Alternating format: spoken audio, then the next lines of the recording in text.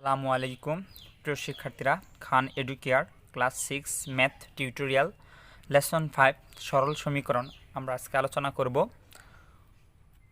সমীকরণ সমাধানের জন্য নিম্নলিখিত স্বতঃসিদ্ধগুলো ব্যবহৃত হয়, অর্থাৎ আমাদের কী কী নিয়ম এগুলো আমরা একটু দেখব। স্বতঃসিদ্ধগুলোর উদাহরণে ব্যবহৃত এ বি সি যে কোনো ধনাত্মক ও ঋণাত্মক পূর্ণ সংখ্যা বা ভগ্নাংশ হতে পারে।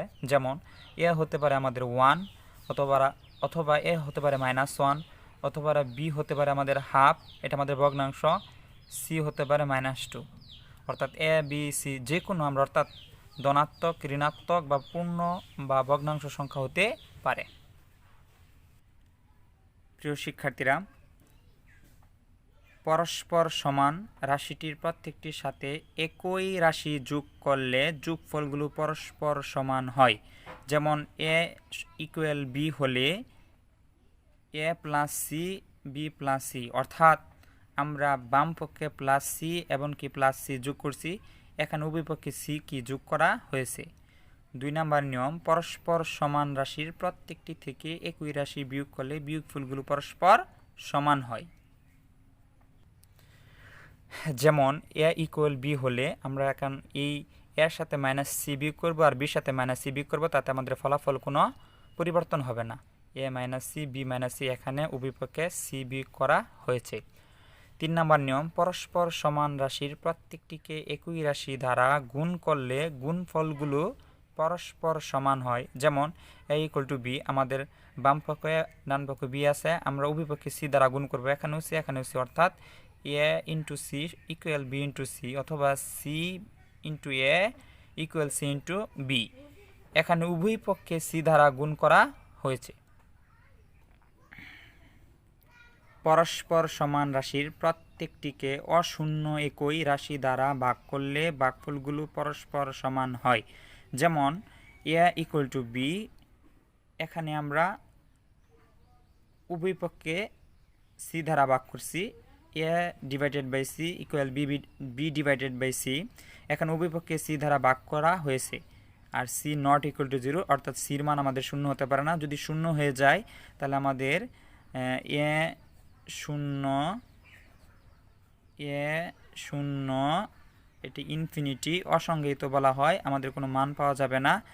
উল্লিখিত এই স্বতঃসিদ্ধগুলো প্রধানত সমীকরণের সমাধানের সাহায্যে সরলীকরণের জন্য কী করা হয়, ব্যবহার করা হয়। প্রিয় শিক্ষার্থীরা, আমরা যদি এই নিয়মগুলো পারি তাই ইনশাল্লাহ আমরা সমাধান করতে পারবো। প্রিয় শিক্ষার্থীরা, খান এডুকেয়ার আমরা এখন সমাধানে আসি। আমাদের ওদের যে 12 নম্বর অঙ্কটা হচ্ছে, প্রিয় শিক্ষার্থীরা দেখো, এক্স প্লাস 4 ইকুয়াল 12, অর্থাৎ আমাদের বাম পক্ষ আছে এক্স প্লাস 4 আর ডান পক্ষ আমাদের আছে 13। আমরা যদি প্লাস 4কে এই ডান পক্ষে নিয়ে আসি তাহলে প্লাস 4 আমাদের হয়ে যাবে -4, তাহলে এক্স ইকুয়াল 13 - 4, অর্থাৎ 13 থেকে আমরা যদি 4 বিয়োগ করি আমাদের রেজাল্ট 9, অর্থাৎ আমরা কাঙ্ক্ষিত রেজাল্ট এক্সের মান পেয়ে গেলাম। এটি আমাদের সমাধান। প্রিয় শিক্ষার্থীরা, 13 নম্বর অঙ্ক আমাদের সেম, এক্স প্লাস 5 ইকুয়াল 9, তাহলে প্রিয় শিক্ষার্থীরা আমরা প্লাস 5কে আমরা ওই পাশে নিলে আমাদের -5 হবে, তাহলে এক্স ইকুয়াল 9 - 5, আর 9 থেকে 5 বিয়োগ করলে আমাদের জানি 4, তাহলে আমাদের কাঙ্ক্ষিত রেজাল্ট আমাদের 4। 14 নম্বর প্রিয় শিক্ষার্থীরা ডাক্তার দেখো, ওয়াই প্লাস 1 ইকুয়াল 10, তাহলে প্রিয় শিক্ষার্থীরা আমরা জানি এই প্লাস 1কে আমরা ওই ডান পক্ষে নিব, তাহলে প্লাস 1 আমাদের -1 হবে, তাহলে ওয়াই ইকুয়াল সমান 10 - 1, আর 10 - 1 আমাদের জানি 9, অর্থাৎ আমাদের ওয়াই ইকুয়াল টু 9, এটা আমাদের কাঙ্ক্ষিত রেজাল্ট। প্রিয় শিক্ষার্থীরা, তেমনভাবে 15 নম্বর আমাদের ওয়াই -5 ইকুয়াল 11, -5কে যদি আমরা ওই পাশে নিই তাহলে আমাদের -5 হয়ে যাবে, আমাদের যেহেতু -5 ওই পাশে নিলে আমাদের হয়ে যাবে পজিটিভ, অর্থাৎ আমাদের হয়ে যাবে +5, আর আমাদের 11 + 5 আমাদের হবে 16, অর্থাৎ 16। প্রিয় শিক্ষার্থীরা, 16 নম্বর আমাদের ডাক আছে জেড প্লাস 3 ইকুয়াল 15, অর্থাৎ +3 যদি আমরা ওই পাশে নিই তাহলে আমাদের -3 হয়ে যাবে, জেড ইকুয়াল 15 - 3, অর্থাৎ 15 থেকে 3 বিয়োগ দিলে আমাদের 12 মানে 12, এটা আমাদের রেজাল্ট। 17 নম্বর সেম 3x + 12, এটা আমাদের নিয়মের মধ্যে পড়ে গেছে, অর্থাৎ গুণাকার আছে, গুণাকারে থাকলে ওই পাশে আমাদের ভাগ আকার হয়ে যাবে, অর্থাৎ আরেকটি নিয়ম আমরা করতে পারি 3x 12, অর্থাৎ আমরা শিখছিলাম আমাদের a বাই b আমরা উভয় পক্ষে c দ্বারা কী করছিলাম, ভাগ করছিলাম।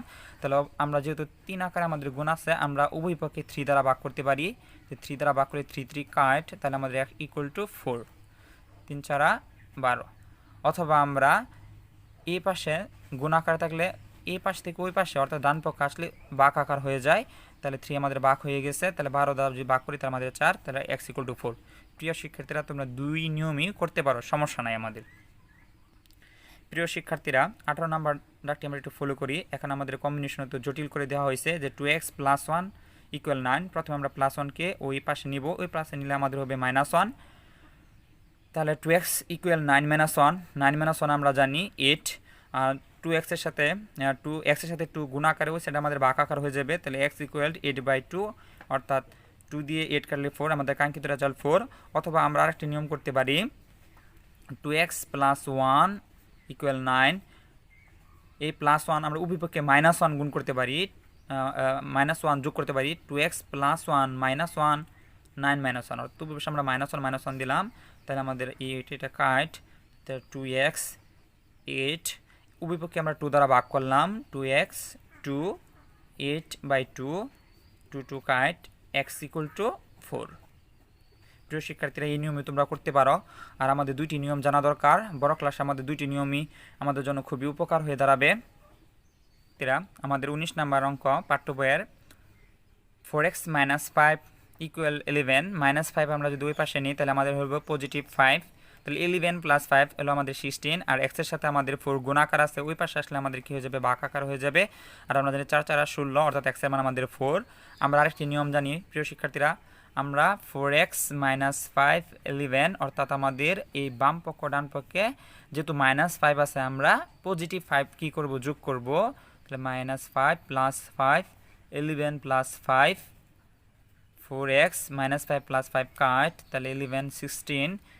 আর আমরা উভয় পক্ষে 4x দ্বারা 4 দ্বারা ভাগ করব, x এর সাথে 4 আছে তাই উভয় পক্ষে 4 দ্বারা ভাগ করব। x কে আমরা পৃথক বানানোর জন্য 4 4 16, x = 4।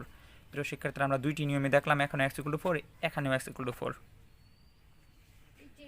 প্রিয় শিক্ষার্থীরা, আমাদের 20 নাম্বার ডাকে উদ্দীপকে আছে আমাদের 3x - 5 = 17, অর্থাৎ 17। আমরা এর থেকে x এর মান বের করব। -5কে যদি আমরা ওই পাশে নিই তাহলে আমাদের +5, 17 + 5 হলো 22, অর্থাৎ 22।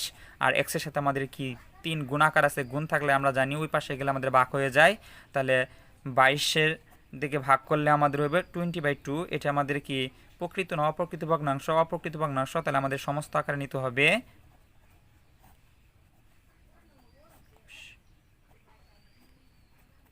এটা হলো আমাদের সমাধান।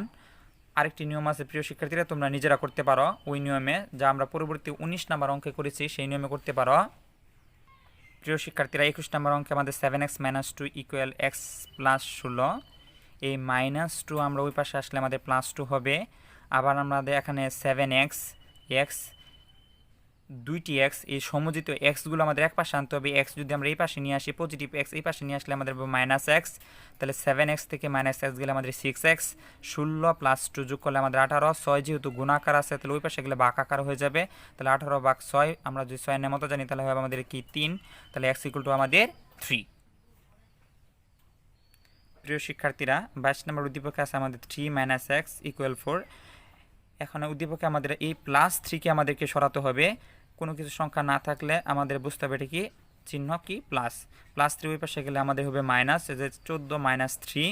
আর এদিকে আছে আমাদের -x। আমরা x-কে কোনো দিন আমরা মাইনাস রাখতে পারবো না, তাই উভয়পক্ষে আমরা -1 দ্বারা গুণ করে পাই।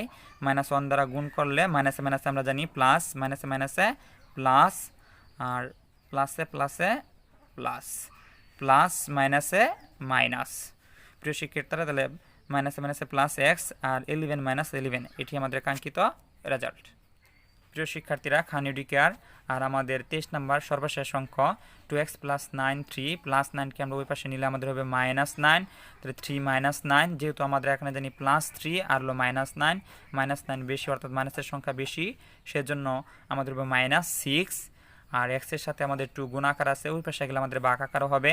তাহলে -6/2, 2 দিয়ে 6 এ ভাগ করলে আমাদের 3, উত্তর হবে x = আমাদের -3।